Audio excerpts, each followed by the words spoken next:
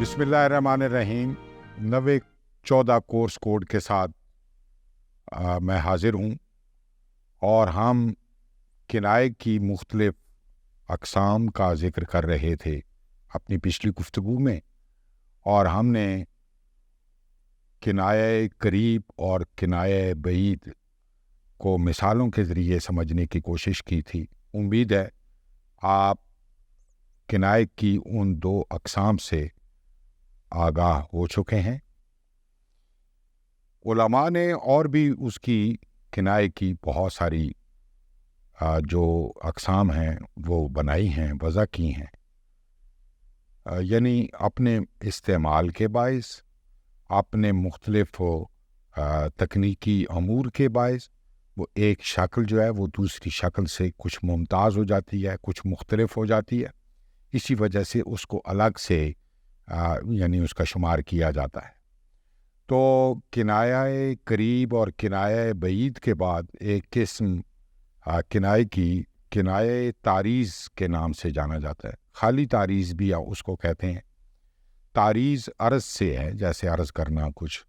तो तारीज़ ऐसे किनाए को कहते हैं जिसमें मौसूफ मज़कूर ना हो, और यानी जैसे किसी को वाज़े ना हो, कोई ख़ास वो ना हो, लेकिन उससे मुखातिब जो है या मुतकल्लिम जो है, कलाम करने वाला या शायर, उससे कोई ना कोई फ़र्द जो भी वहाँ मौजूद होगा या सामे होगा या मुतकल्लिम के साथ वो महफ़िल आ रहा होगा, वो उससे मुराद लिया जाएगा।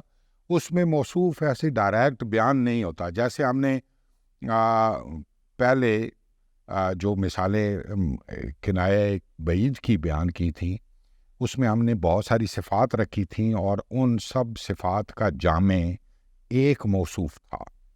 जैसे हमने कहा कि मशरिक़ से वो आता है, सुबह के वक्त आता है, उसका चेहरा लाल होता है, सुर्ख होता है, आग की तरह दहकता हुआ होता है, और उसका जो सर है सर की तरह गोल होता है वो, यानी वो सारे इलामतें या सारे वो रंग वो किसी एक जामे में जमा हो गया, और हमने कहा कि ये आफताब के लिए किनाया था। लेकिन तारीज़ में मौसूफ मज़कूर नहीं होता। यानी जैसे मिसाल एक देखें कि जैसे किसी आलिम बेअमल को देखकर तंज़िया ये कहा जाए कि आलिम उसको कहते हैं जो इल्म पर अमल करे। आलिम उसको कहते हैं जो इल्म पर अमल करे, यानी जो सामने वाला मुखातिब है हमारा, या जिसका इस्तेज़ा करना मकसूद है या जिसका मजाक उड़ाना मकसूद है, यानी हमें ये मालूम है कि वो आलिम बाअमल नहीं है। अब उसको डायरेक्ट ये नहीं कहा जा रहा कि तुम आलिम बेअमल हो, ऐसा नहीं कहा जा रहा, बल्कि किनाए के उस बात को छुपा कर हम बयान कर रहे हैं। इसमें वो जो हमारा मुखातिब है वो ही मौसूफ नहीं है, बल्कि इसका इतलाक किसी वक्त भी कहीं भी किसी जगह, पीरे किनान हमने कहा तो उससे एक ही फ़र्द मुराद है, एक ही मौसूफ मुराद है। लेकिन ये जो तारीज़ है ते एन रे ये और ज़ाद तारीज़ अर्ज़ करने के मानों में, इसमें यह है कि बयान इस तरह का किनायाती होता है कि वो कहीं भी उसका इतलाक किया जाता है, उसमें मौसूफ मज़कूर नहीं होता। और मिसाल आप देखें, यानी जो बादशाह बहुत ज़्यादा जुल्म करता हो उसके बारे में ये कहा जाए, यानी अब ज़ाहिर है उसको डायरेक्ट जालिम अगर कहा जाए तो वो तो सर कलम करवा देगा। अब ये नहीं कहना किनाया क्या है। किनाए में ये कहेंगे कि बादशाही उसको ज़ेबा है, बादशाही उसको ज़ेबा है जो इंसानों पर रहम करे।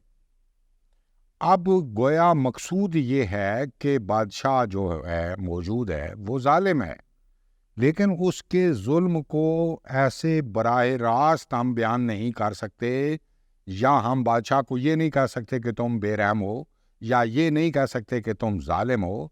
तो किनाया जो है वो हमारी एआनत करता है, किनाया जो है वो हमारी सहूलत के साथ हमारी बात को जो है वो आगे।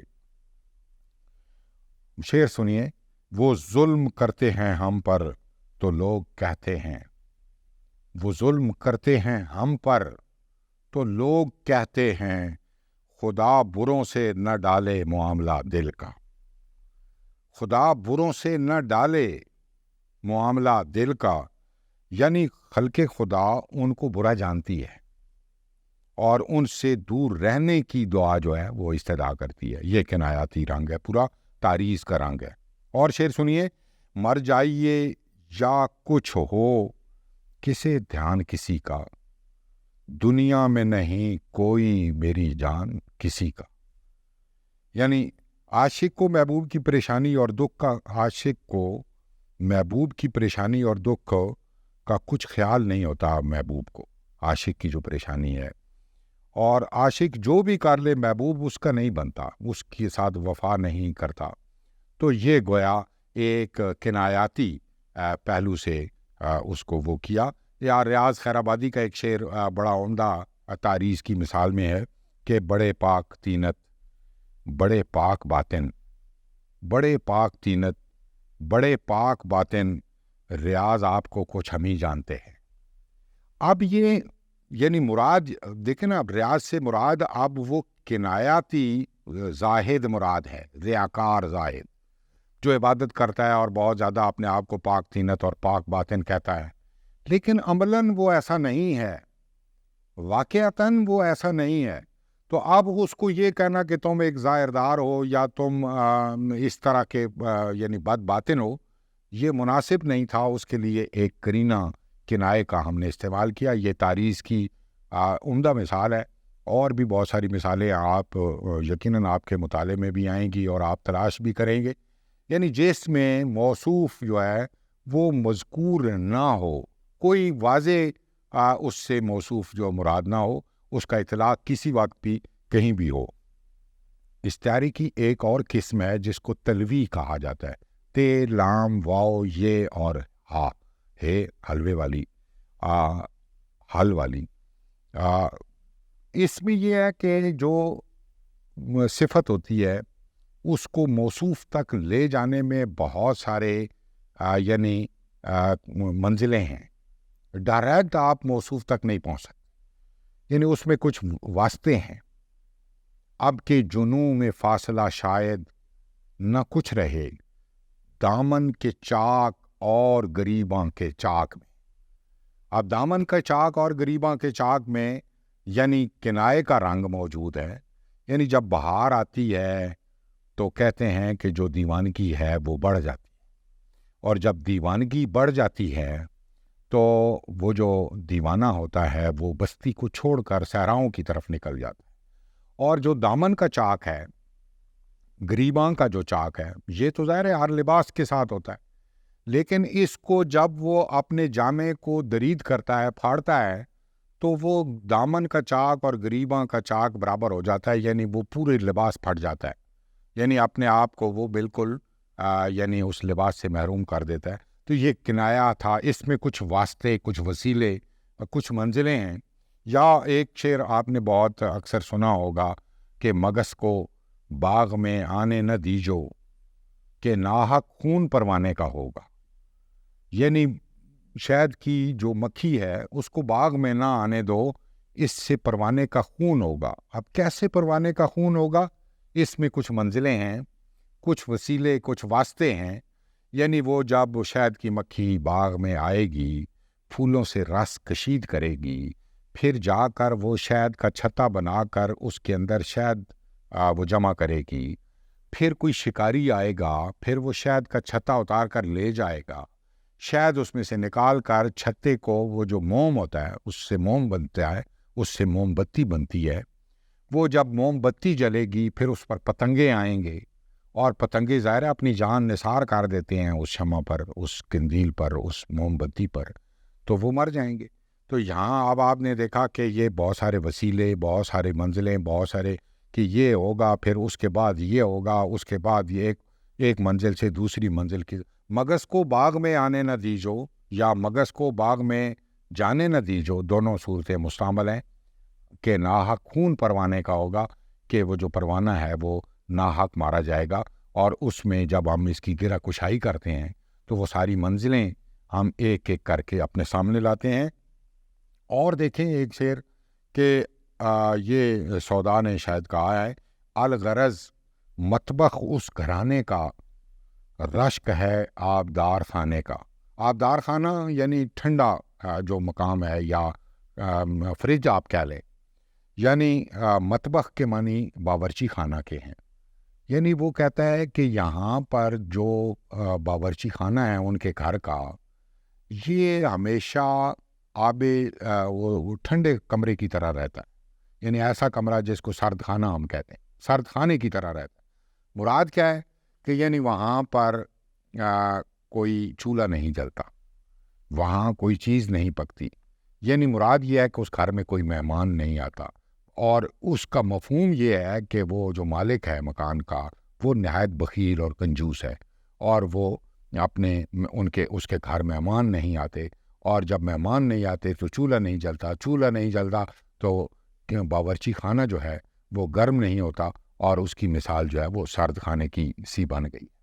یعنی ایسا کنایا جس میں کچھ واسطے رکھ دیے جائیں، اور اس تک پہنچنے کے لیے، یعنی مجازی معنی تک پہنچنے کے لیے کچھ وسیلے، کچھ واسطے، کچھ منزلیں ہوں، اس کنائے کو تلوی کا نام دیا جاتا ہے.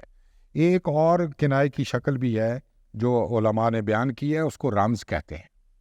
رمز ذرا مشکل ہو جاتی ہے کہ یعنی اس میں واسطے زیادہ نہیں ہوتے، لیکن پیچیدگی اس میں کچھ نہ کچھ رکھ دی جاتی ہے، اور وہ تبھی رمز بنتی ہے. رمز کے معنی ویسے بھی کوئی بھید کے ہیں یا چھپی ہوئی بات کے ہیں. جیسے ہم کہتے ہیں چھوٹا سر اور لمبی گردن، لمبی داڑھی والا، یعنی جب اس سے مراد ہم بیوقوف لیتے. اب اس کے لیے ہمارے اس سماج پر ہماری نگاہ ہونی، یا سماج کے اس روزمرے کو جاننا ہم پر لازم ہوگا، ورنہ ہم نہیں جان سکے. یعنی بڑے بڑے ہاتھوں والا ہم کہتے ہیں تو اس سے دہقان مراد ہوتا ہے، اس سے ایک دیہاتی مراد ہوتا ہے. اور وہ جب تک اس پس منظر سے ہماری آگاہی نہیں ہوتی، اس وقت تک ہم اس کو پوری طرح سے وہ نہیں کر سکتے، اور ہمارا ذہن فوری طور پر اس کنائے کی لطافت کو وہ بھانپ نہیں سکتا. دیکھیں ایک شعر آپ کی سماعت کی نظر کرتا ہوں. یہ رمز کا شعر ہے کہ سیاہی منہ کی گئی، دل کی آرزو نہ گئی. سیاہی منہ کی گئی، منہ بال کو کہتے ہیں. سیاہی منہ کی گئی، دل کی آرزو نہ گئی، ہمارے جامع کہنا سے مے کی بو نہ گئی. جامع کہنا سے شراب کی بو کا نہ جانا، یعنی بڑھاپے میں بھی شراب پینے کی طرف کنایا. یعنی وہ اپنی عمر گزار کر بھی، وہ اپنا وقت گزار کر بھی، وہ جوانی کی ترنگ گزر بھی گئی، اس کے باوجود وہ شیب میں یا بڑھاپے میں بھی وہ اپنا اس شغل سے باز نہیں آیا. یا پھر ایک شعر سنیے کہ کچھ کرو فکر اس دوانے کی، دھوم ہے پھر بہار آنے کی. جیسے پہلے میں نے ایک تاریخ کی مثال میں ایک شعر میر کا پڑھا تھا نا کہ دامن کے چاک اور گریباں کے چاک میں، تو یہاں بھی اس کا رنگ موجود ہے، لیکن یہ رمز ہے، اور اس میں بات کو ذرا الجھا دیا گیا ہے، پوشیدہ کر دیا گیا ہے کہ کچھ کرو فکر اس دوانے کی، دھوم ہے پھر بہار آنے کی. یعنی بہار آئے گی، اس کے وہ بہار جوبن ہے نا، چھو کے پھول کھلتے ہیں اور وہ مست ہوائیں چلتی ہیں، وہ خوشبو جو ہے وہ کریا کریا پھیلتی ہے. تو وہ عاشق جو ہوتا ہے وہ بھی اپنے اس دیوانگی میں بڑھ جاتا ہے، سوا ہو جاتا ہے اس کا جنون، اس کا سودا. تو پھر یعنی بہار کے موسم میں دیوانگی بڑھ جاتی ہے، اور پھر وہ شہر کی، وہ بستی کی وہ گلیوں کو چھوڑ کر وہ دیوانہ وار جس کو کہتے ہیں، وہ صحرا کی طرف نکل جاتا ہے، دشت کی طرف نکل جاتا ہے. تو یہ رمز ہے. اور جب تک یہ منظر پہلے سے معلوم نہ ہو، اس سماج کے اس یعنی آپ کہہ لیں توہم کہہ لیں، وہم کہہ لیں، یا عقیدہ کہہ لیں، ایک وہ عقیدہ جو کسی سماج میں پایا جاتا ہے، اس کا ضروری نہیں ہے کہ کسی مذہب کے ساتھ یا کسی عقل کے ساتھ تعلق ہو. وہ بعض اوقات وہ غیر فطری بھی ہوتا ہے، اور وہ ڈیولپ ہو جاتا ہے، پنپ جاتا ہے کسی سماج میں. تو یہ عمومی ایک بات ہے کہ جب بہار آتی ہے تو دیوانگی جو ہے وہ بڑھ جاتی ہے. تو اس طرح کے جہاں رمزیہ جو رنگ ہوگا اس کا حامل جو بھی کنایا ہوگا وہ رمز کہلائے گا، یا رمزیہ کنایا آپ اس کو کہہ لیں. تو کنائے کی اور بھی بہت ساری شکلیں صورتیں ہیں، لیکن یہی 4-5 اس کی اقسام بالعموم ہماری گفتگو میں، ہمارے ادبیات میں، ہماری تحریروں میں یہی آتی ہیں، اور انہی سے ہمیں سروکار رکھنا چاہیے. ان کی بہت ساری مثالیں ہمارے پیش نظر ہوں تاکہ ہم تلوی میں، تعریض میں، رمز میں، استعارہ بعید میں، استعارہ قریب میں ہم واضح فرق کر سکیں اور کنائے کے مفہوم کو اچھی طرح سے جان سکیں. یہ کنایا بھی علم بیان کا ایک عنصر ہے، اور اس کا مقصود بھی ہم اپنی بات کو دلچسپ بنانا، اپنی گفتگو کو خوبصورت بنانا اور اپنے کلام کو زیب و زینت دینا ہے. امید ہے کہ آپ کنایا اور اس کی اقسام سے بہت سارے واقف ہو چکے ہوں گے، اور مزید واقفیت کے لیے آپ اور مثالیں تلاش کریں گے.